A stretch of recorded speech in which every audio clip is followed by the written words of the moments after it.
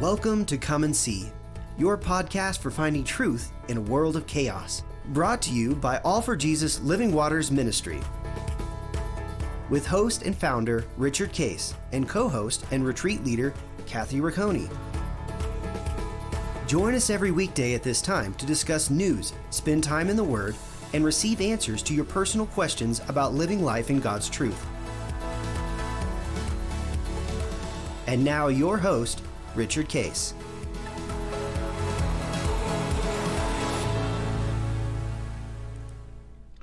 Well, good morning, Kathy.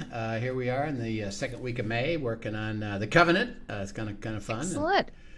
Having a good time doing it. We had a really interesting discussion yesterday about what it means to follow God, and that he said it'll be well with you, and that that was a fun discussion, right? Yeah, and we would like to reiterate, because we tend to think I got an issue and my blessing would be this. Mm-hmm. And God says, well, first of all, I know about the issue. Right. And I'm going to resolve it to bring you to a place of blessing. And ultimately, you'll become a blessing because, and this is one of the beautiful ways that happens, people can identify with this, is that I experienced something. I get a blessing or victory or resolution with it. God brings a lot of people around me that wind up kind of in the same place. Right. And we see his full redemption and restoration, and then using that to bless someone else. Yeah, and you have a heart for it. So and this is what, actually I've been working with a guy who's in a kind of a startup church. Mm-hmm. And we were talking about, it was interesting, he was talking about, well, how do we decide what ministries to do? Mm-hmm. And we got to have a strategy, we got to have a plan. And I said, I think you got it all backwards. Right. I said, one, and I led him into, this is in 1 Peter, we are called to be the priesthood of the believers. Who? Everybody. Right. And everybody is a priest, and a priest, interesting enough, and I've really dug into this because I had a question about that even when I read it, and that's again what the beauty of abiding is all about is, well, you're called to be a priesthood. You're joining the royal priesthood. So what does that look like? And so I said, well, okay, if that's so, then what does that mean? It's got to mean something. Mm-hmm. It can't be you're part of a priest. Okay, great. Doesn't mean anything. No, it's got to mean something. So what does that mean? Well, I went into the Word, which, by the way, takes you back into the Old Testament to see what a priest does. Mm-hmm. And I thought a priest is someone that just serves other people, which seems like which a lot of them do. And what I found out is the opposite. Is a priest spends time with God. Mm-hmm. and receives and understands and walks with God himself or herself, enjoys that, and then they assist others to wind up doing the same thing, to discover God's will and walk into the covenant. And so it was like, oh, okay. So everybody, right? Yes, everybody is called as a believer to be a priest of the believer. So I said, the people that you're gathering in your church, remember, they're priests, and they're called to receive and give it away. They're not called to sit and listen to some professional tell them, here's what God says, good luck, and we'll see you next week. Mm-hmm. It's to join a dynamic body, and then we go into Romans chapter 12 and 1 Corinthians chapter 12, and guess what? He says, I give everybody gifts at the moment to fulfill what I have a call to and an assignment, to give it away. And right. I said, so what'll happen? And those gifts are to work together. They work together to edify the body and equip. Now, again, think of what you just said. To do what? To edify the body and to equip the saints. Yeah. Okay. Now, who's part of the body? Me. We are. So my giving it away actually equips me.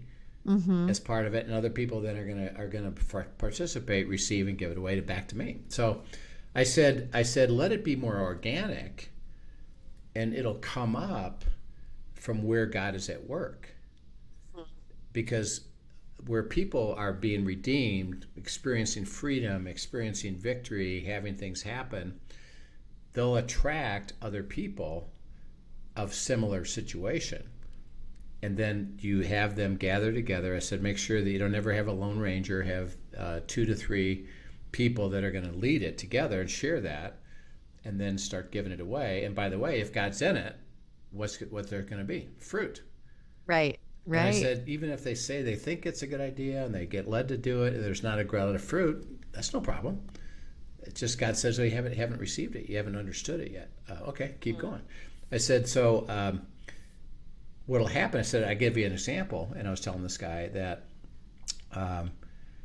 you'll have let's say a divorced person or two that will start to realize the freedom that they experience. And by the way, the depth of that isn't, I behave better. It's the woundedness that caused me to even in a divorce became healed, and I'm free now. I'm free now. Well, guess what? There's a lot of people like that who will say, is that possible for me? And they'll say yes. Who want that same freedom. Let me, and then God directs that process, not a program, but remember, you're always serving individuals who have a heart to grow and receive. And I said, that'll be organic, and you'll say, okay, great, go do that. Why? Well, because it happened to me, and now I want to give it away. That's the covenant. Right, and right. It's going to be true of all of us, so that it's a beautiful way of giving it away, where God gives you an assignment to do it. Which, by the way, and then I gave them even more. I said, when you do that, and they start doing it, I said, ask them a question. Are you enjoying it? Because if they're not, which, by the way, may not even be related to the ministry itself. It could be, and I've had this happen because I've been a pastor of churches, where I'm not enjoying it because I got a problem at work. I've got a problem with my children. I've got a problem with my spouse, and I really need to spend some time on that. Well, then stop doing that and go let God heal you there. And don't worry, we'll be back. We don't need you to do the work. It doesn't have to be done, even if we end it. It's okay. Right. Because why? God's orchestrating it. And it was like a light bulb went on for him. It's like, He said, how cool is this?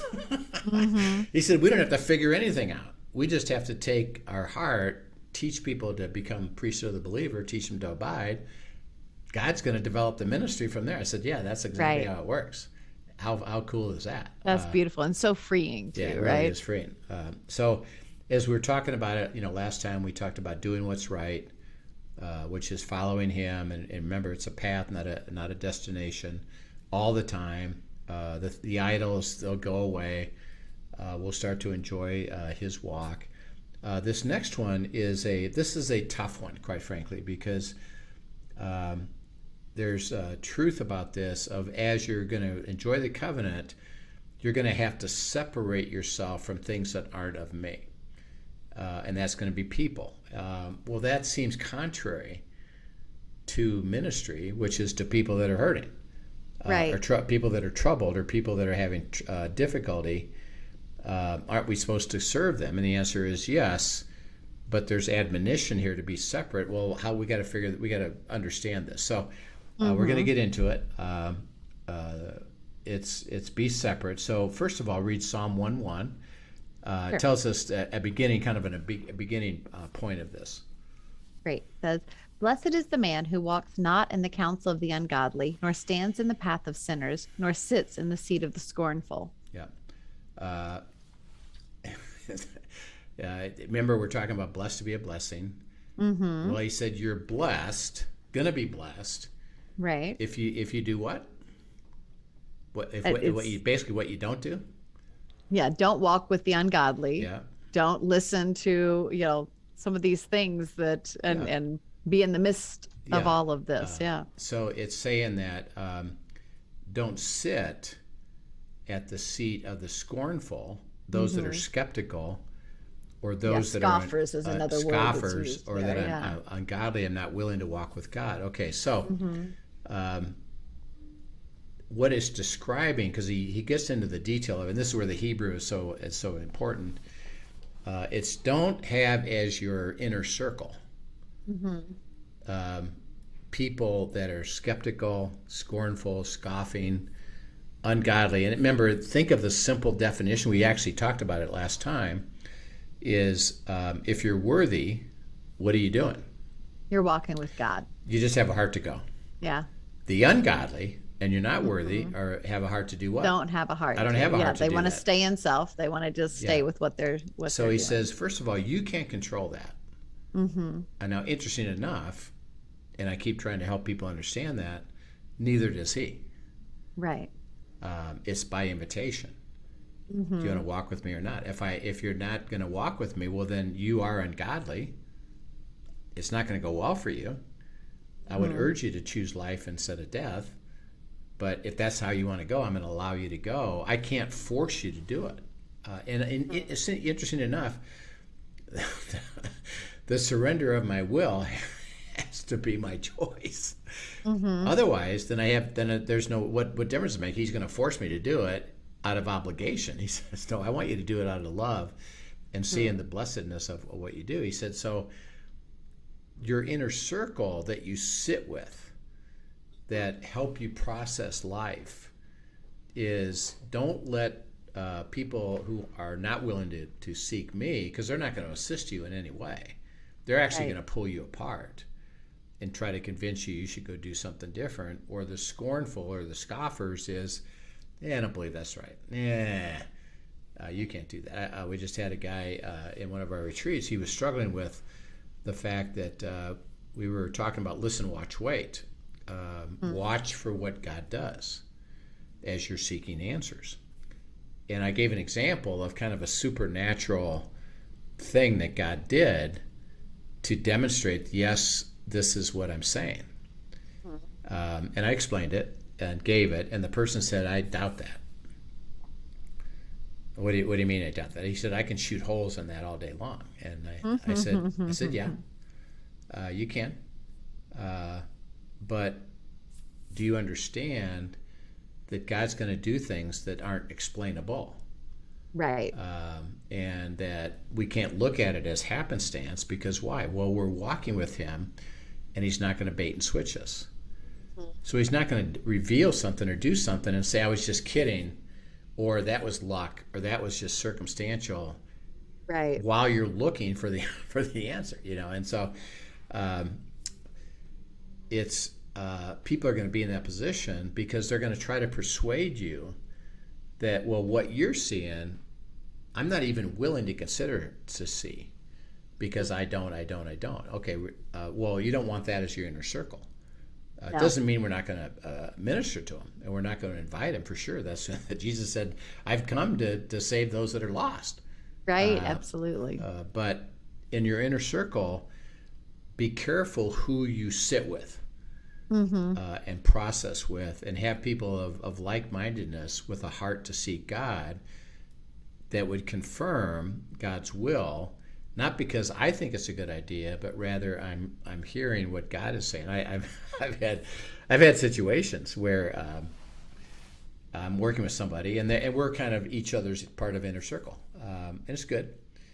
And this person was going to do something, and my first reaction was no. And I said, no, I don't believe so, and I'm trying to explain why it's no.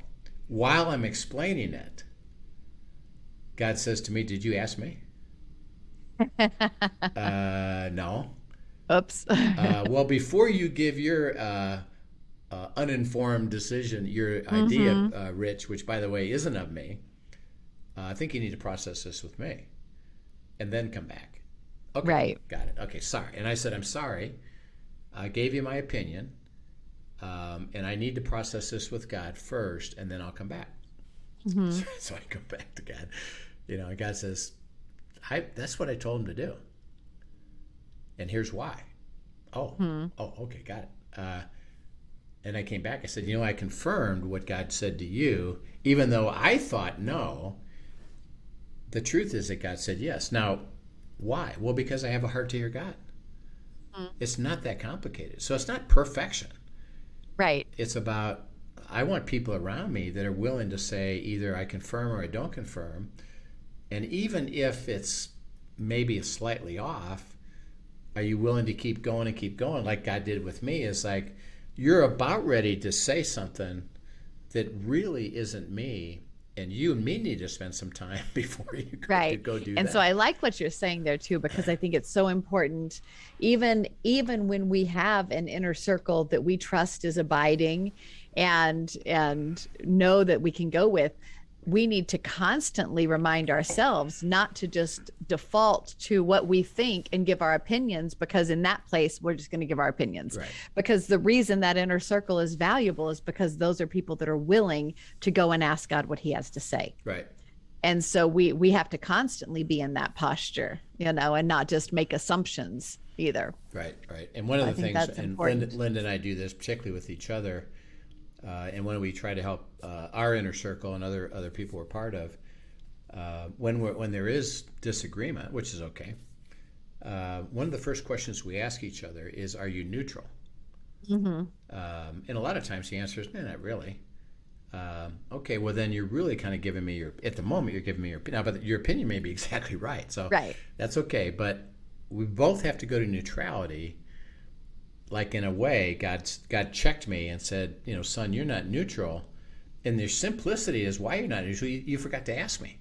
Right. Oh yeah, you gave your idea, which wasn't my idea, and you're not neutral. Let me tell you something different. Yeah, I have caught myself now, just after years of practicing this, I tend to precurse, because as a woman, when we get together, we love to talk and just process and talk and whatever. And so now I will sometimes, when somebody's asking something, I'll be like, this, I'm telling you right now, I have not stopped and prayed about this. So, this is just me talking, giving you my opinion. If you really want to process this, let's go do this. But yeah, my opinion is this, just off the cuff. And but I will make sure they know that is not a remotely prayed about opinion. That's just me having conversation. Right. So let's really go back and now see what God has to say. But as a woman, sometimes we just like to keep the conversation going. Yeah. And so I at least predicate it with the fact of, this is my opinion. This is not something God's told me yet or confirmed. So know that when I'm speaking it. Yeah, and I'll say that too. I've learned that too, is that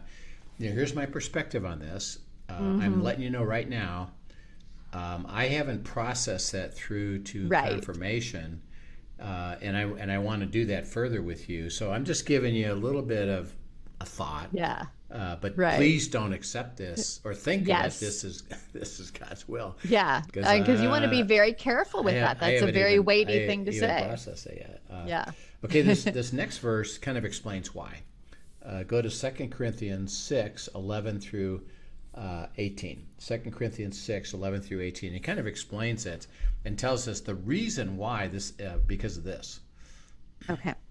O Corinthians, we have spoken openly to you. Our heart is wide open. You are not restricted by us, but you're restricted by your own affections. Now, in return for the same, I speak as to children. You also be open. Do not be unequally yoked together with unbelievers. For what fellowship has righteousness with lawlessness? And what communion has light with darkness? And what accord has Christ with Belial. Or what part has a believer with an unbeliever? And what agreement has the temple of God with idols? For you are the temple of the living God. As God has said, I dwell in them and walk among them. I will be their God, and they shall be my people. Therefore, come out from among them and be separate, says the Lord. Do not touch what is unclean, and I will receive you. I will be a father to you, and you shall be my sons and daughters, says the Lord Almighty. Yeah.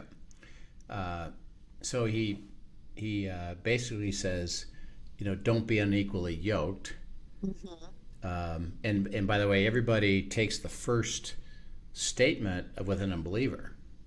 Well, that's it. They forget the rest of the of the truth. It goes way deeper than that. And then he says, to separate yourself. Don't touch, literally what is unclean. So the determining factor would be, well, what's unclean? And he describes it. He says, first of all, you need to understand something is that I'm holy and I'm light. And holiness can't touch what? Unholiness.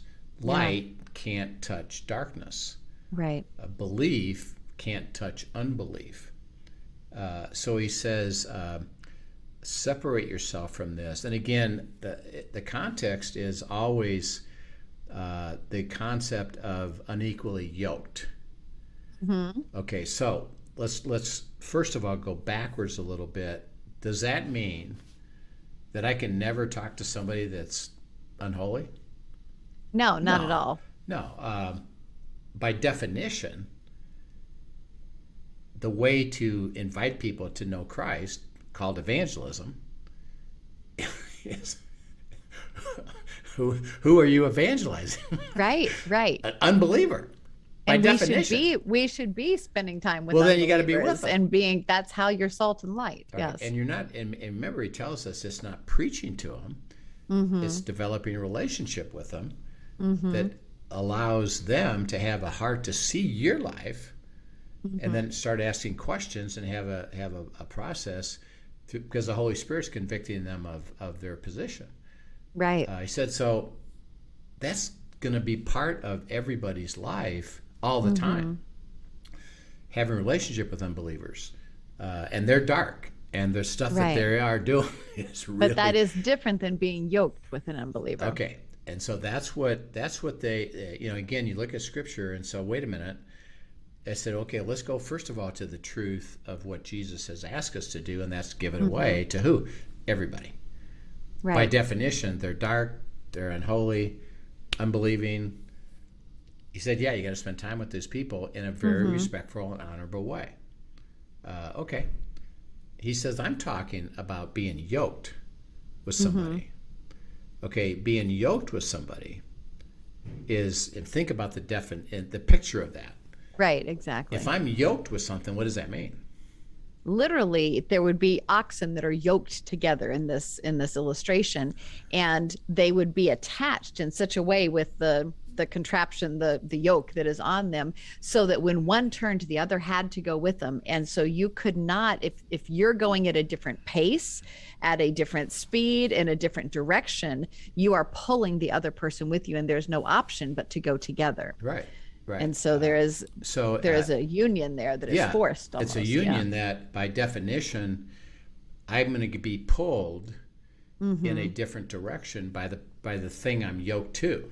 Right. So he says, as you look at your relationships, as you look at your decision making, don't be yoked with anything that's going to pull you away from me.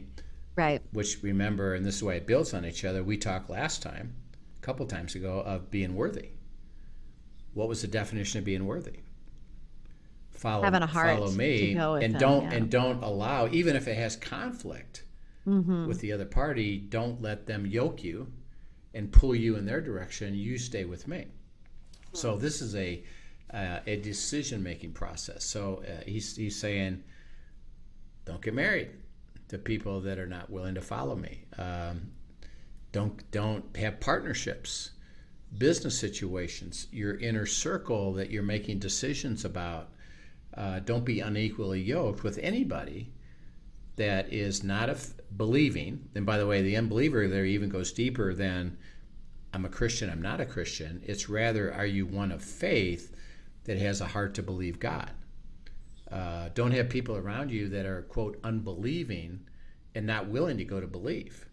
Right. Don't go to people that are dark. Don't go to people that are, connected to unholiness.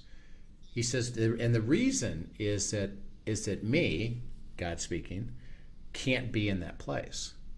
Right. So if you're in that place, guess what? I'm in you. And right. you brought me into that place, and basically what happens is you shut everything down because I can't operate there. Right.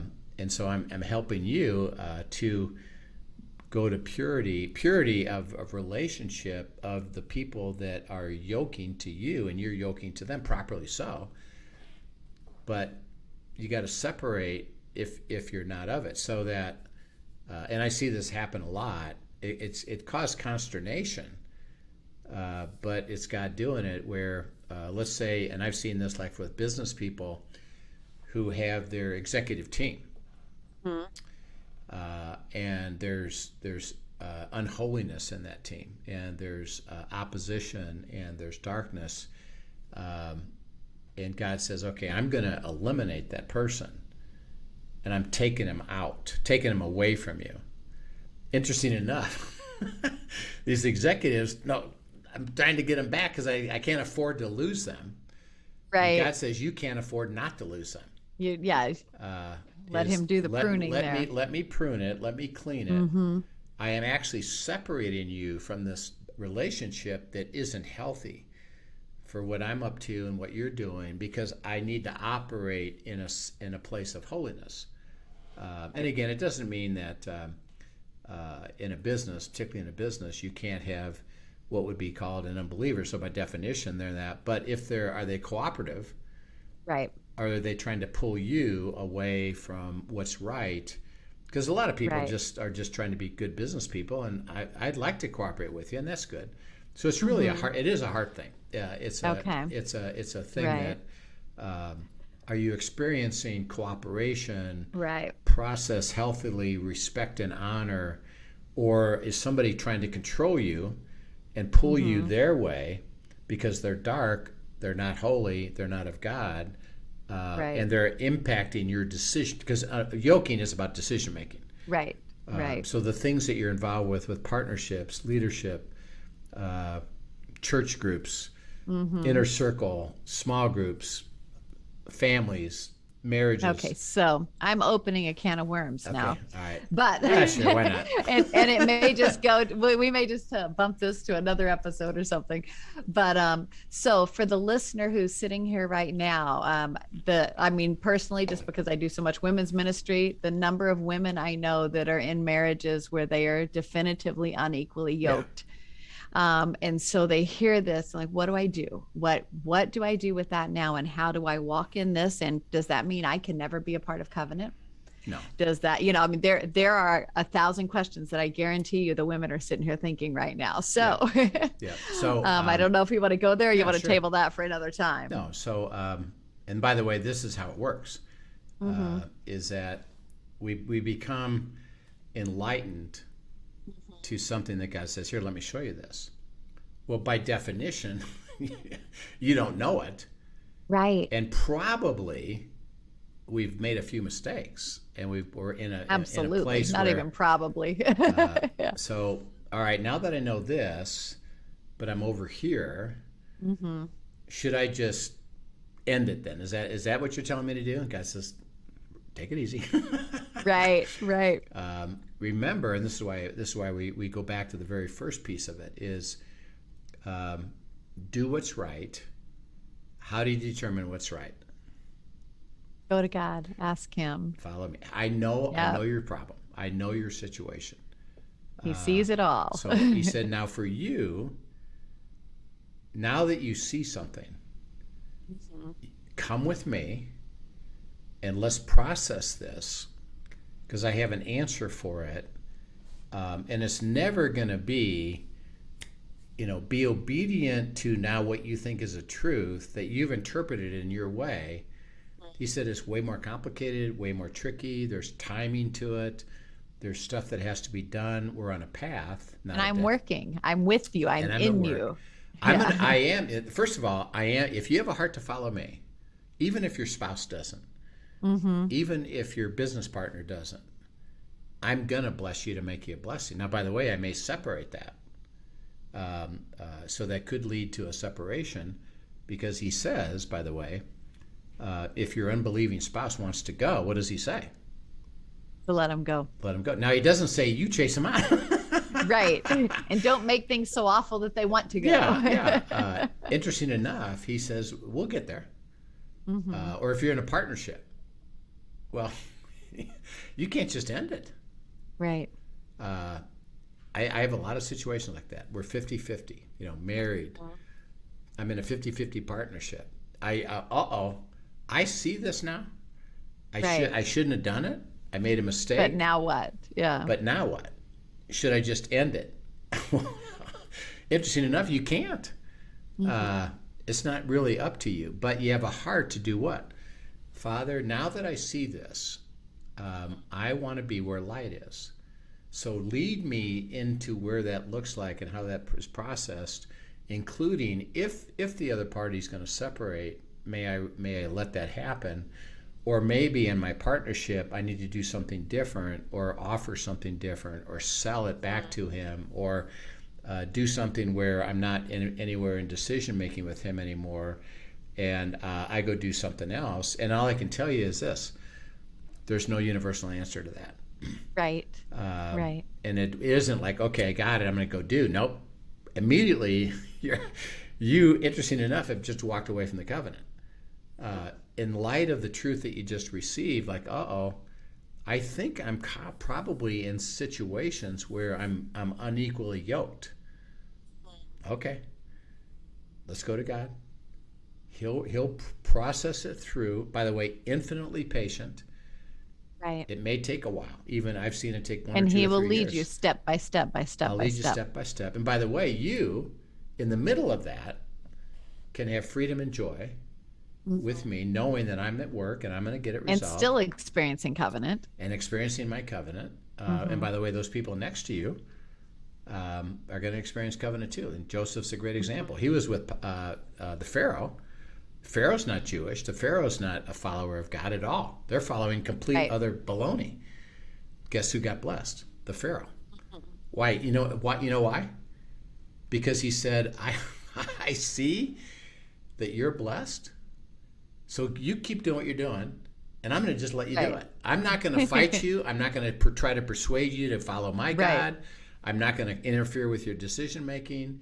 So in essence, Pharaoh was not unequally yoked with Joseph. He actually saw something, say, "Hey, I'm blessed because of you. So I'm going to stand next to you." So it's way complicated than that. It's just something to say, am I unequally yoked at the moment? Okay, Father, I need to bring that to you and allow you to bring light to my life, knowing that where you're going to lead me, and I'll process it. There's nothing for me to do, but I need to, now that it's on my radar, I do need to process it with him. And what he does say is, do not ignore this. Right. Just because, it's too tough. No. Tough situations I can handle. Let him lead you. Let him lead you. I'll lead you. And by the way, that's why you need, one thing I would say this, for sure, 100%. You're in an unequally yoked situation. I kind of know it. Go get an inner circle. Doesn't include that person, including your spouse. Right. And start the process. Could you help me walk into what God would have for me? And we will say, and I do this a lot, sure. And I tell them up front, there's no universal answer to this. And don't you pretend to know, and don't do anything. Let's walk together. We'll get to see God at work, and you'll see the beauty of what God will lead you to. Interesting enough, today, you can be in the covenant. Let's go. That's beautiful. But for sure, get people around you that can walk through it, because you're going to need it. You're going to need assistance because it's tricky stuff. So it's a great question. And again, if you have a question about that, which a lot of people are going to have, is, hey, what about? We get it. This is what I call sticky wicket. Absolutely. Send in your questions to afjministry.com, questions at afjministry.com. Put it on the YouTube. We understand. As we're dealing with covenant, it's going to raise up a lot of stuff. Hey, what about? Raise it up, and we'll deal with it. And I'm glad you're willing to offer that sticky wicket and say, what happens in this scenario? Yeah. Because we need to answer those kind of things. So we'd love to do it. So, Kathy, we'll pick it up again tomorrow, and we'll continue on with our process of understanding, what this is and how to walk into it step by step. But one thing he says is, don't be unequally yoked. And it does mean something. Yep. Excellent. Thank you so much, Rich. And thank you for joining us, everyone. Looking forward to continuing this conversation. Yeah. We'll have a great day. Yep. See you soon. Thank you for joining us for today's episode of Come and See, your podcast for truth in a world of chaos. Brought to you by All for Jesus Living Waters Ministry. Send us your questions and comments, and tune in tomorrow for more answers to your personal questions about living life in God's truth. Remember, God's will is best and none better. His truth brings peace in this world of chaos.